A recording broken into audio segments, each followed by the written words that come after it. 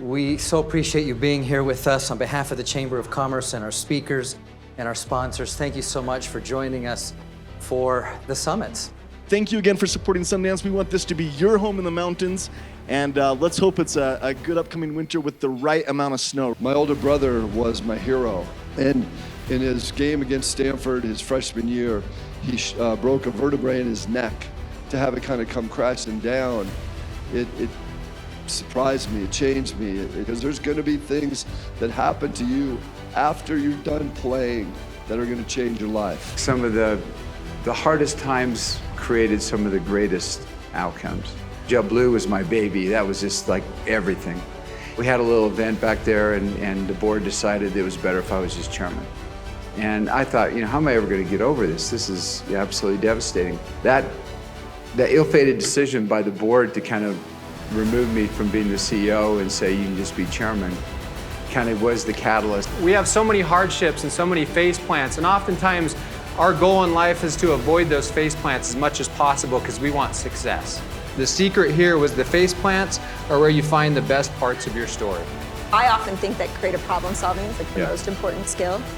But this creativity is the thing that lets us remove barriers. The best skill you can learn is to say yes and then go figure it out. So I say yes, having the confidence that I'm surrounded by people that can help me figure things out. Adaptability and speed of implementation.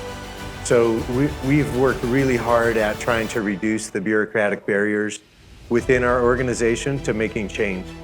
The speed of business is fast and change is guaranteed. There's nothing more engaging than working with someone who has a motive that's bigger than them. They need somebody to actually life coach them, actually take interest in the holistic development of them. I believe this mantra from our head of our people and culture division who said, clarity is care. People used to say the bigger you get, the harder it gets, and I would think, there's no way if it gets big, it's going to be hard. I'll know just what to do. Surround yourself with people that are smarter than you, and that are loyal and that care about your product as much as you do. It's really remarkable to see what happens when you're willing to change and pivot and lean into those inflection points. As we review our life and the inflection points that we've each faced or the things that we want to accomplish in our life, look for those people who are willing to help you get to where you want to be at the next space, and be willing to be that person for somebody else. Let's move it forward. Let's try it. Let's get out of our comfort zone. I think whenever,